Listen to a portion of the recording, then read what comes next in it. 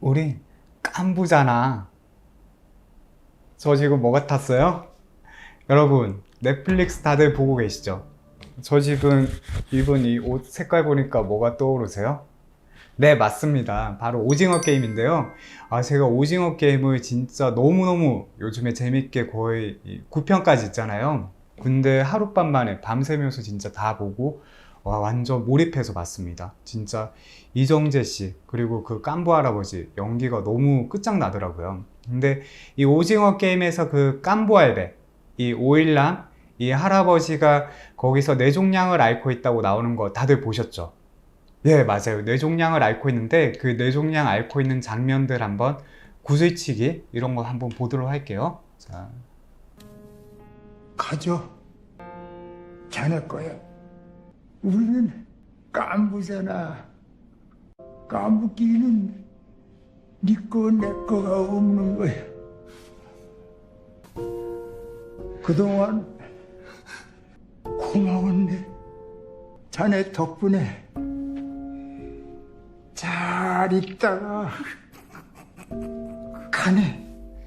저는 구슬치기 할 때까지만 해도 진짜 깐부 할배가 이게 너무 이게 갑자기 이정재 씨를 위해 가지고 죽어가지고 너무 진짜 슬프고 막 눈물 흘리고 그랬는데 마지막에 보니까 완전 악당 최종 빌런이었더라고요. 그래서 이거 스포하면 안 되나? 다들 보셨죠? 근데 상관없죠? 이 스포 혹시 뭐 걱정되시는 분은 오늘 제 영상 보지 마시고요. 자, 여기 보시면 이 할아버지가 이제 이정재 씨가 거지처럼 생활하다가 1년 뒤에 이제 이 할아버지가 불러가지고 갔습니다. 1년 만에 가서 보니까 1년 전엔 되게 멀쩡하고 튼튼했었는데, 자, 그래서 제가 이제 이거를 보다 보니까 또 제가 신경외과 전문의잖아요. 그러니까 이게 이 할아버지가 뇌종양? 뇌종양으로 근데 저렇게 1년 만에 금방 죽게 되나? 이제 이걸 가지고 제가 한번 그 근거를 바탕으로 이 오일남 할아버지가 어떤 뇌종양 알았는지 알 수가 있어요. 저는 전문이니까. 자, 그래서 이제 본 게 이렇게 제가 단서를 정리를 해봤어요. 보시게 되면 인지장애, 기억력 저하, 이거는 구슬치기 할 때 잘 나오죠. 이 할아버지가 포를 내는지 짝을 내는지 잘 모를 만큼 이런 인지장애랑 기억력 저하 보이시고, 이 자율신경 조정 이상, 이게 뭐냐면 소변. 이 할아버지가 중간에 이정재 씨가 이거 옷 짜매가지고 이 소변 본 거 그거 감춰줬잖아요. 소변을 본다는 거는, 소변을 보는 거는 이제 교감신경이랑 부교감신경이란 게 있는데요.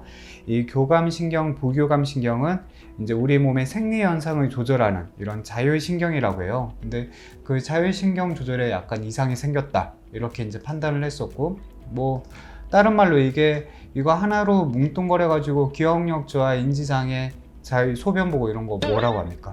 맞아요, 치매 증상이죠. 이런 치매 증상을 또 보이기도 하셨고, 그 다음에 다른 거는 이렇게 증상이 뭐 기억력 떨어지고 이런 건 있었지만, 뭐 운동이 떨어지거나 무궁화 꽃이 피었습니다 할 때 보면 엄청 잘 뛰어다니잖아요. 그래서 운동신경이나 뭐 이렇게 통증 느끼거나 이렇게 감각 느끼고 하는 그런 감각신경은 다 정상이셨다. 그리고 극중에서 봤을 때 뭐 무서워하고 힘들어하고 이런 건 있었지만 두통이나 통증은 그렇게 심해 보이지 않더라고요.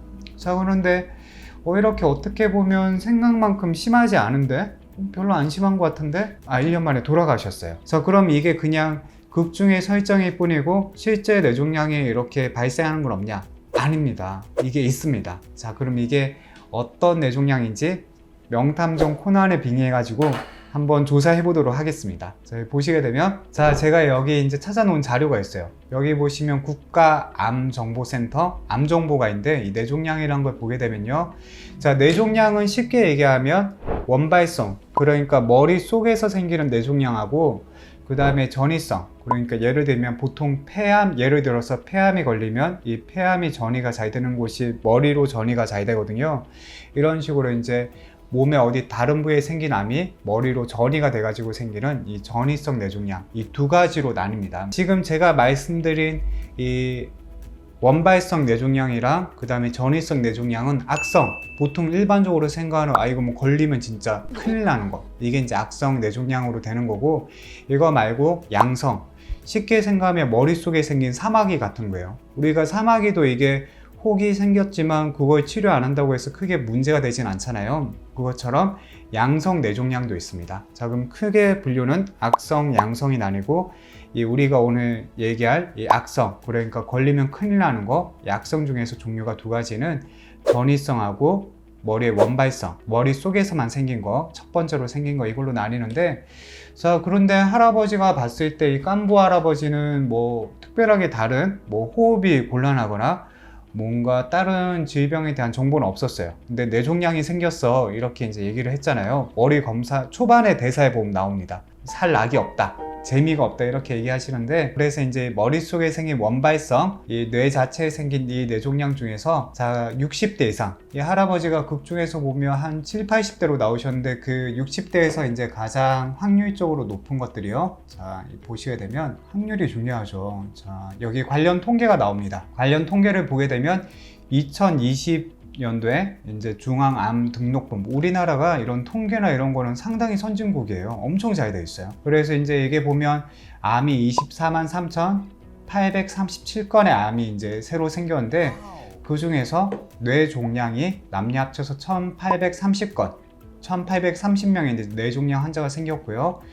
자, 그 중에서 이제 보시게 되면 자 연령별로는 60대가 이제 제일 많고 70대도 20% 정도가 되죠. 그러니까 이 오일남 할아버지는 70대였으니까 이제 여기 그 많이 생기는 순서에 들어가고, 자 그러면 이 암의 종류를 봤을 때요. 자 보시면 가장 많이 생긴 거는 이 신경상피 종양인데, 자 그 중에서 자 제일 많은 거 확률적으로 뭐가 많아요? 글라이오마라는 게 많습니다. 이 글라이오마, 이 신경교종이라고 하는데요. 이 악성 교종의 경우에 자 지금 이 할아버지 증상이랑 일치한다고 생각을 해요. 생존율이 보통 한 1년 정도 잡아요. 그러니까 이제 이게 생겨가지고 좀 많이 진행을 하고 진단받고 뭔가 내 머리가 안 좋고 뭐 두통이 좀 있는 것 같아서 가보면 이미 뭐 악성으로 진행이 돼 있고 그런 경우가 많아요. 그래서 뭐 항암 치료를 열심히 받고 이제 그렇게 내가 병원에 가서 수술도 하고 이렇게 하면 그러면 생존율이 제가 보신 분은 막 7년 이렇게 사는 경우도 있지만, 그거는 열심히 노력했을 때 경우고, 오일남 할아버지 보면 마지막 장면에 보면 자 머리로 해가지고 딱 봤을 때요, 수술한 그 흔적이 하나도 없어요. 머리 수술한 흔적이. 만약에 이 할아버지가 머리 뇌종양을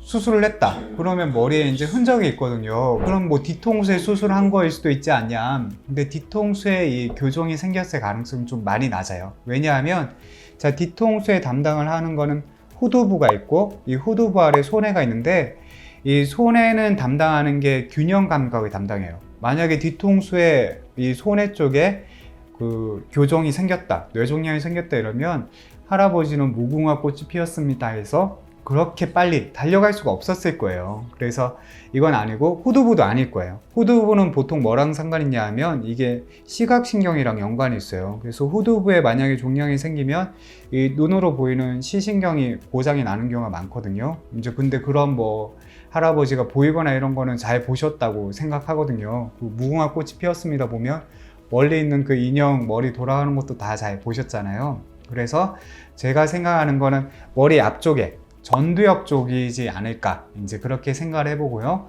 보통 또 여기 머리에 보면 이 전두엽, 두정엽, 측두엽이 있는데, 이 전두엽이나 두정엽 이쪽에 이제 종양이 생기거나면 지금 말씀하신 이런 치매 증상이나 그 다음에 운동 감각 신경 저하는 없고 뭐 두통 심하지 않았는데 1년 만에 사망했다. 그러면 이 오일남 할아버지는 가장 가능성이 높은 질환은 이 신경교종, 글라이오마가 가능성이 가장 높다라는 게 오늘의 결론입니다. 관련된 거 나중에 제가 또 다른 거 보다가 재밌는 거 있으면 앞으로도 다양하게 준비해서 보여드리고 할 테니까요. 좋아요, 구독 부탁드립니다. 감사합니다.